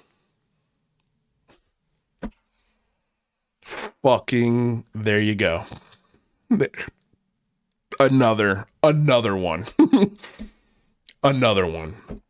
The four people he's followed in this time are Rick Doty and this lady who is a psychophysiology PhD candidate currently studying NDEs and synchronous experiences, author for Gifts of the Highly Sensitive of the Fifth Chambers and others. This lady was on Spaced Out Radio. She claims to be one of the reasons why this new whistleblower came forward. She clearly doesn't know how to fucking investigate a bag of donuts. Like, she would find no donuts in there if she went in there. Unbelievable. So let's check out her fucking stupid website, just out of curiosity.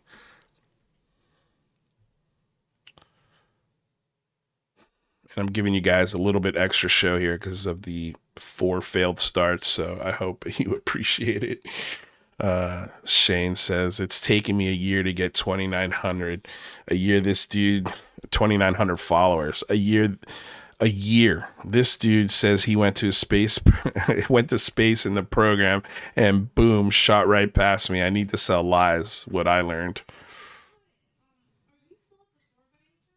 Yeah. So this is her website. Inspired Health and Wellness Solutions for Holistic Living. This is your investigative person.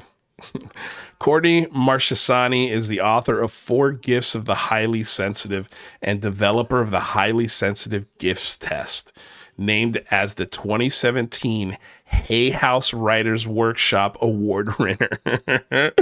Her insight into sensitivity helps readers identify their gifts of intuition, empathy, vision, and expression to maximize their potential, while also learning how former trauma may have shaped them. Boy, where have we heard this bullshit before? Courtney's health and wellness coaching style focuses on holistic medicine and finding balance while living with sensitivity. Since sensitivity is closely interconnected within the nervous system and brain functioning, it is not something to, quote, get rid of. Her empathic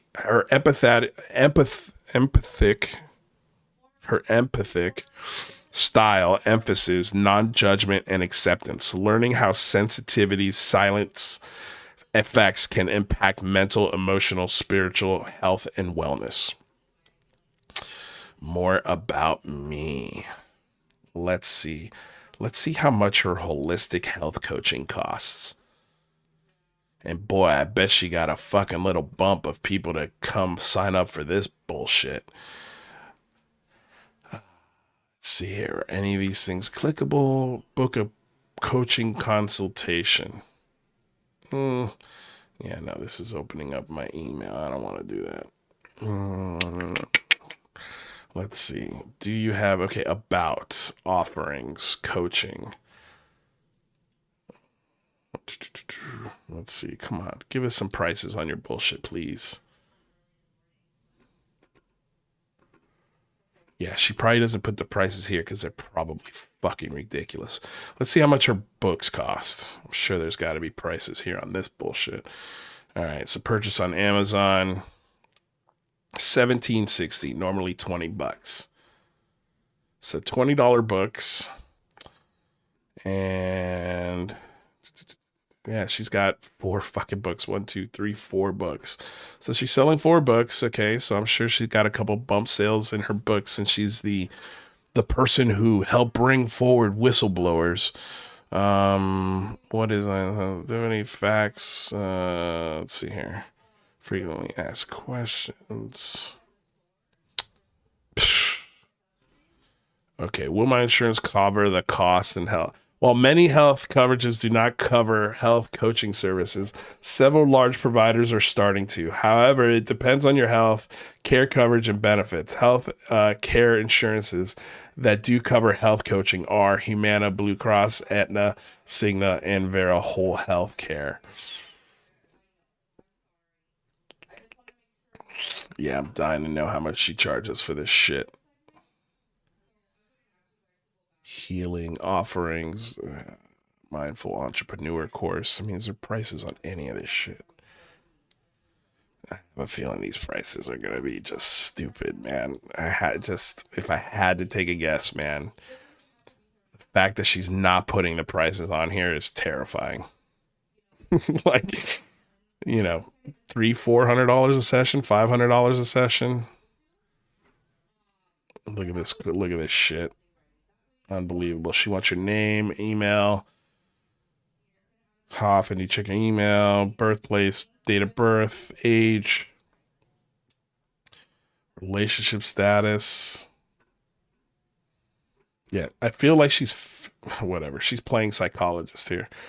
That's what it feels like. Again, I don't see anything like about her. There's no college degree. There's nothing, dude. There's nothing here.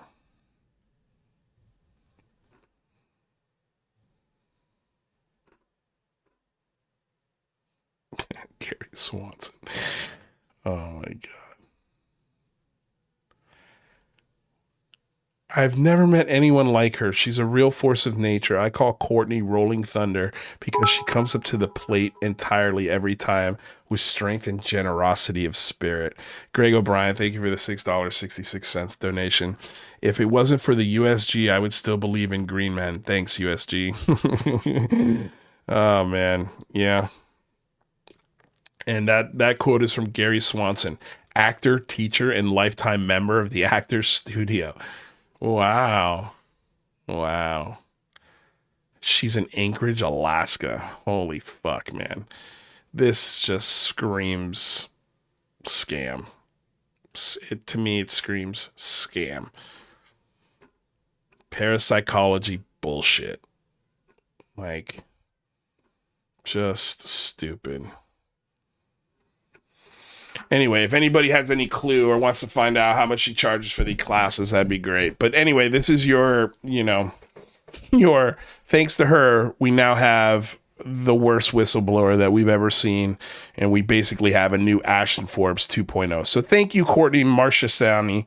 We really appreciate the bullshit that the fucking bullshit grenade that you just pulled the pin on in the UFO community. Really appreciate it. Yeah.